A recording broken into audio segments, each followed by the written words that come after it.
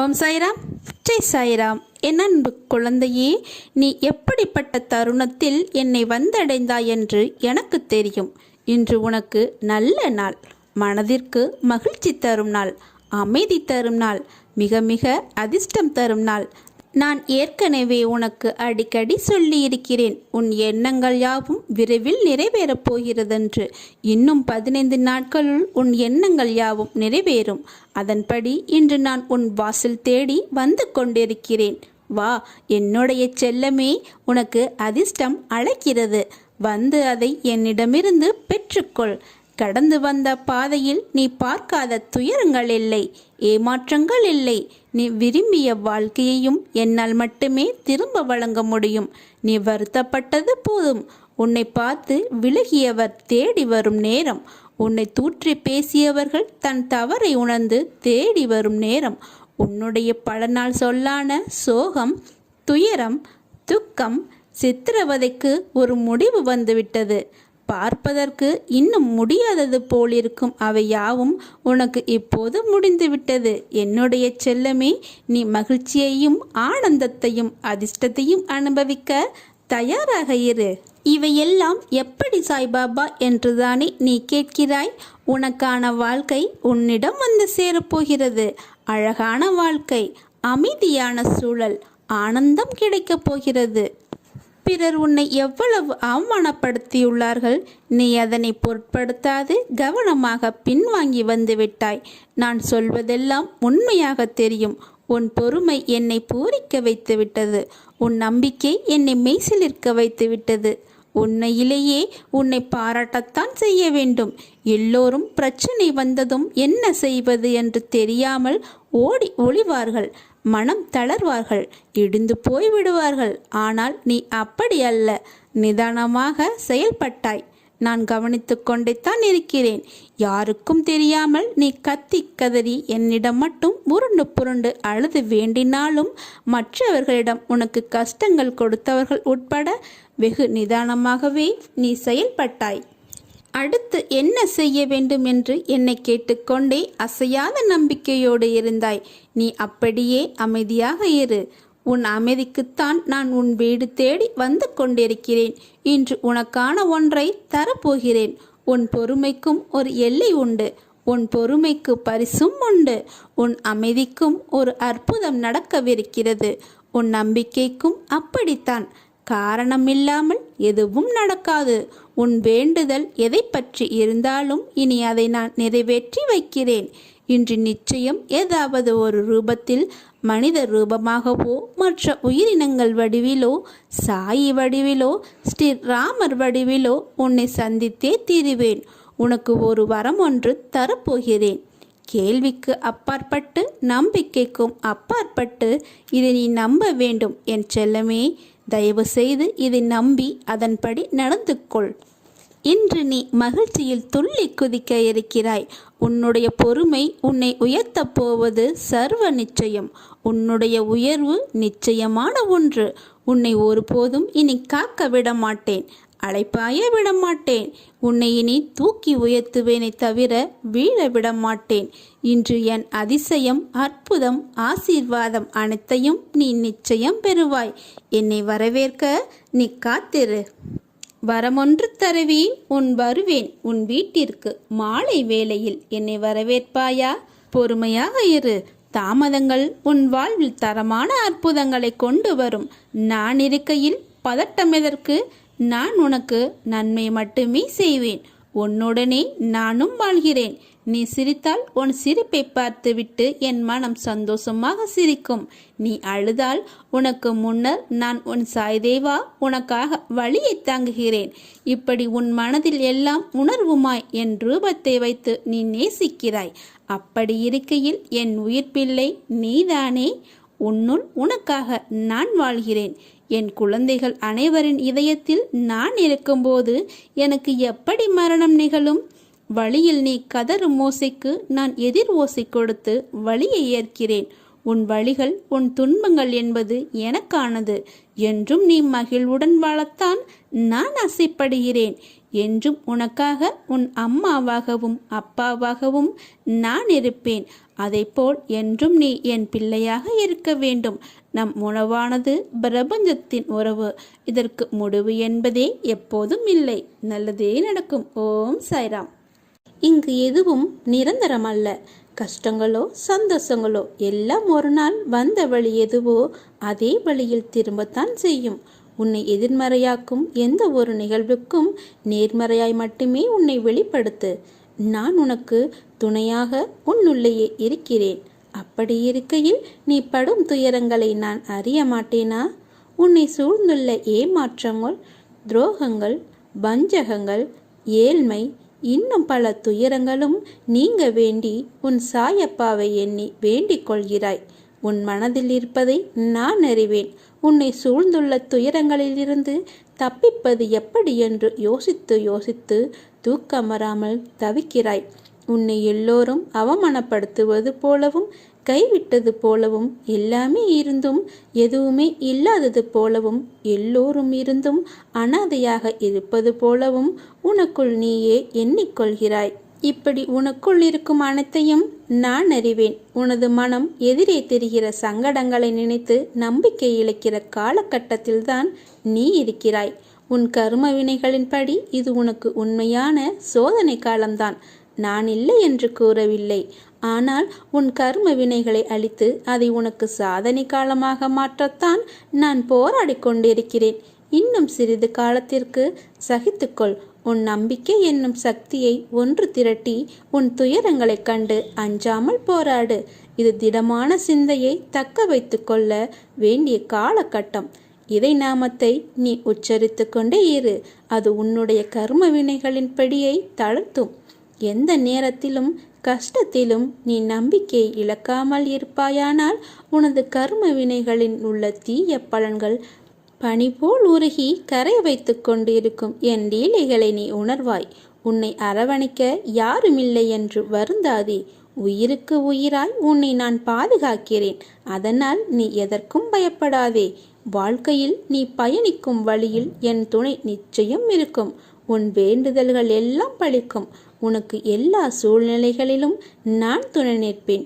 நீ எடுக்கும் எல்லா முயற்சிகளிலும் உனக்கு வெற்றி நிச்சயம் கிடைக்கும். என் மீது நம்பிக்கை வைத்து செயல்படு. கவலைப்படாதே. நான் இருக்கிறேன் உன்னோடு என்றென்றும். யாருக்கு கஷ்டங்கள் இல்லை? யாருக்கு துன்பங்கள் இல்லை? கர்ம பலன்களின் ஆதிக்கம். பொறுத்திரு, காத்திரு. அனைத்தும் நடக்கப் போகிறது. உன்னை விட்டு அகலப் போகிறது. உன்னை உயர்ந்த நிலைக்கு நான் கொண்டு வருவேன். 7 நாட்களில் நீங்கள் அனைத்தையும் பெறுவீர்கள். என்னையே தியானிங்கள். என்னுடைய தரிசனம் உங்களுக்கு கிடைக்கும். ஸ்ரீ சாய்பாபா என்றும் உங்களுடன் இருக்கிறார் என்று நம்புங்கள். அதை நீங்கள் அனுபவிப்பீர்கள். சாயப்பா என்று என்னை வணங்குகிறாய். பிறகு எதற்காக பயப்படுகிறாய்? பயம் தேவையில்லாதது. சாயப்பா, நான் எல்லாவற்றையும் பார்த்து கொள்கிறேன். வாழ்க்கையில் முன்னேற நீ எடுக்கும் முயற்சிகள் அனைத்தும் வெற்றி பெறும். உனக்கு துணையாக இந்த சாய் இருக்கும்போது எதற்காகவும் நீ கலங்காதே. வாழ்க்கையில் அடுத்த நிமிடங்கள் என்ன நடக்கும் என்பதுதான் மனிதனின் வாழ்நாளுடைய அர்த்தங்கள் அடங்கி உள்ளது. அந்த அர்த்தங்களுக்குத்தான் ஓடுகின்ற ஓட்டம். அதில் நிதானமாக ஓடுபவர்கள் சில பேர், நிதானத்தை மனதில் கொண்டு ஓடுகின்ற சிலர், எதற்காக ஏன் என ஒன்றும் தெரியாமல் ஓட்டம் பிடிக்கிறவர்கள் சில பேர். உன் சாயப்பா இந்த தற்போதைய உலகத்தை பார்க்கும்போது விடிவது அதில் ஓட்டம் மட்டும்தான் கண்களுக்கு தெரிகிறது. ஏதோ சிறு சிறு இடத்தில் அன்பு, பரிவு, பாசம் என சிலரின் மனதில் பார்க்க முடிகிறது. அப்படிப்பட்ட சூழலில் என் பிள்ளைகளான நீங்கள் என் கண்களுக்கு வித்தியாசமாக தெரிகிறது. நேர்மறை உலகில் நேர்மறையான சூழ்நிலைகளான நேரத்தில் மனிதர்களிடத்தில் வாழ்வது சுலபம். ஆனால் நேர்மறை உலகம்தான். ஆனால் சில மோசமான எதிர்மறையான குணங்களை நீ உன் எதிரில் உள்ளவர்களிடத்தில் கடந்து வருகிறாய். இது வெள்ளத்தில் தத்தளித்தவனுக்கு அவன் முங்கும் நேரத்தில் அவனுக்கு கிடைத்த கைப்பிடி என்பது அவன் உயிர் காக்கும் தெய்வம். அந்த நேரத்தில் அதுதான் உன் இப்போதைய வாழ்க்கை நிகழ்வு. நீ எதற்கும் பதைக்காதே. என் கை என்பதும் உன்னை காக்கும். விரைவில் மேலோங்கி உன்னை பார்த்து நகைத்தவர்களுக்கு முன்னிலையில் நிமிர்ந்து பார்க்க உன்னை செய்வேன். நீ வைரக்கல். உன்னை வடிவம் கொண்டு வந்து வெளிச்சத்தின் பேரொளியைப் போல வீசவே நான் உனக்கு இவற்றையெல்லாம் நிகழ்த்துகிறேன். உன் சாயப்பாவின் வார்த்தை உனக்கான இரத்த ஓட்டத்தைப் போல் இனிமேல் என் நாவில் தோன்றும் சொற்களின் பேரருளை நீ பெறுவாய்.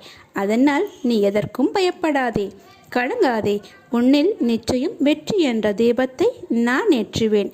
உலகத்தில் என்ன மாறினாலும் நகன்றாலும் உன் தந்தை சாய்தேவா துவாரகமாயி தாயுமாகிய நான் உன்னை விட்டு ஒருபோதும் மகள மாட்டேன். கடவுள் உங்களை சிரமத்தின் எல்லைக்கு கொண்டு சென்றாலும் நீங்கள் அவரை நம்புங்கள். ஏனென்றால் 2 விஷயங்கள் மட்டும்தான் நடக்கும். ஒன்று அவரே காப்பாற்றுவார், அல்லது சிரமத்தை சமாளிக்க கற்றுத்தருவார். நீங்கள் ஒரு செயலை தொடங்கும் முன் எதற்கும் தயங்கக்கூடாது. தொடங்கிய பின் நடுங்கக்கூடாது. இடையிலே உறங்கக்கூடாது.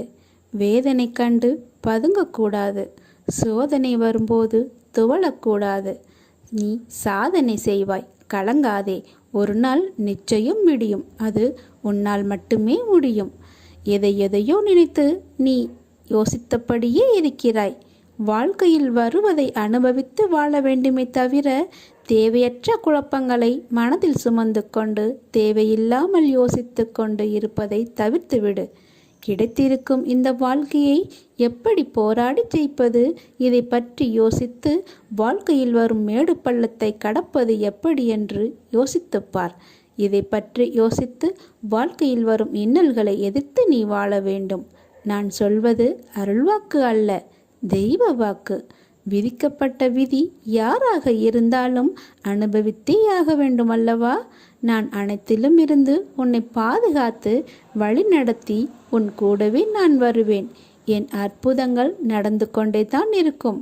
அதை நீயும் பார்த்து கொண்டே இருப்பாய். உன் துயரங்கள் எல்லாம் அகலப்போகிறது. மகிழ்ச்சியாக இருப்பாய்.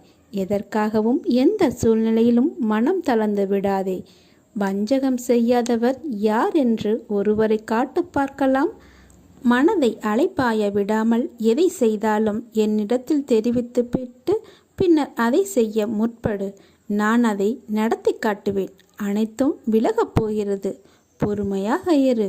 உன்னை வீழ்த்தி பார்க்க நினைப்பவர் மத்தியில் உன்னை பாதுகாத்து நிச்சயம் அனைத்திலும் உன்னை வெற்றி பெற வைப்பேன்.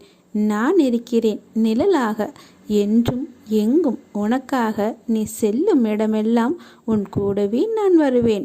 உன் மனதில் 1000 எண்ணங்கள் ஓடலாம். அவையெல்லாம் உன் குணங்களின் சாயல். எண்ணங்களாய் வருவதென்று இல்லை. எண்ணங்கள் என்பது உங்களுக்கும் மற்றவர்களுக்கும் ஒரு நிகழ்வென்று வரும்போது உன் எண்ணங்கள் அவர்களுக்கு நீ எவ்வாறு யோசிக்கிறாய் என்பதில்தான் உன் குணங்கள் எப்படிப்பட்டது என்று நிர்ணயிக்கப்படுகிறது. எண்ணங்கள் தான் வாழ்க்கை போகும் வழியை முடிவு செய்கிறது. அப்படி இருக்கையில் எண்ணங்கள் என்பது முக்கியம்தான். அதனால்தான் உன் எண்ணங்களை சரியாக நேர்முகப்படுத்து என்று சொல்கிறேன்.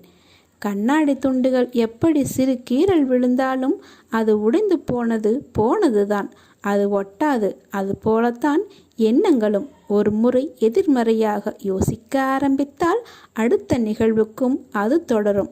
அதனால்தான் எண்ணங்கள் முக்கியமானது என்று கூறுகிறேன். அதனால் உனக்கான எண்ணத்தின் வழியாய் உன் சாயப்பா நான் இருக்கிறேன். உனக்கு துணையாய் நான் என்ற உன் சாயப்பா இருக்கிறேன். உன்னை ஒருபோதும் உடைய விட மாட்டேன். உன்னை நல்ல வழிப்படுத்தவே ஜென்ம ஜென்மமாய் உன்னை நான் பின்தொடர்ந்து வந்து கொண்டே இருக்கிறேன். நான் என்ற என் சாயப்பா என்று உனக்கு எப்பொழுது தோன்றுகிறதோ அப்போது முதலே நான் உன்னுடன் வந்துவிட்டேன் என்று நீ நினைத்துக்கொள்.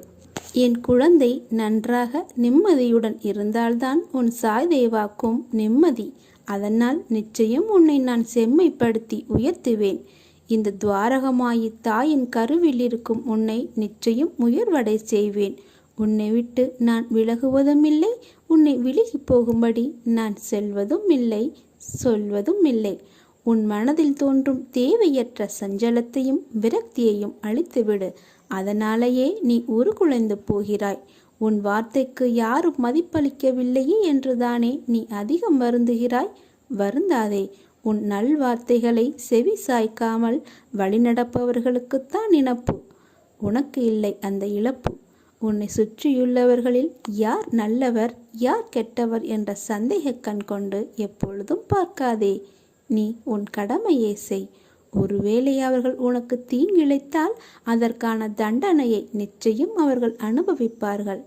கவலைகளை எல்லாம் தூக்கி எறி. வாழ்க்கையை நம்பிக்கையோடு எதிர்த்து நில். அப்போதுதான் உன்னால் தடைகளை தகர்த்து வெற்றி அடைய முடியும். உன் வெற்றிக்கு பக்கபலமாய் நான் இருக்கிறேன். உன்னுடைய பாரங்களை எனது பாதத்தில் சமர்ப்பித்து விட்டாய் அல்லவா? இனி எதற்காகவும் கலங்காமல் தைரியமாக இரு. வெகு நாட்களாக நிறைவேறாமல் இருக்கும் காரியம் கைகூடி வரப்போகிறது. நீ துயரத்திலிருந்து விடுபட போகிறாய். வீணாக வருத்தப்படுவதை தவிர்த்துவிடு. உனது வாழ்க்கைக்கு நானே பாதுகாப்பு. நல்ல வாழ்க்கையை உனக்கு அளிப்பேன். வருத்தப்படாமல் பொறுமையாக இரு. கரும வினையை இப்போது அனுபவித்து வருகிறாய். பல இழப்புகள், உறவுகளிடத்தில் அவமரியாதை, பல எதிர்ப்புகள், அனுபவித்த கஷ்டங்களை சொல்ல வார்த்தைகள் இல்லை. உன் வாழ்க்கையை நிர்ணயிக்கப் போவது நான். உனது வாழ்க்கை தரத்தை மாற்றி அமைப்பது எனது பொறுப்பு. உனது வம்சாவளி நன்றாக செழிக்கப் போகிறது. அத்தருணத்தில் உனக்கு அள்ளி அள்ளி நான் தரப்போகிறேன். எதுவும் நிரந்தரமில்லை. எதையும் வெளிக்காட்டாமல் இருக்கும் உன் நற்குணம் எனக்கு மிகவும் பிடித்திருக்கிறது.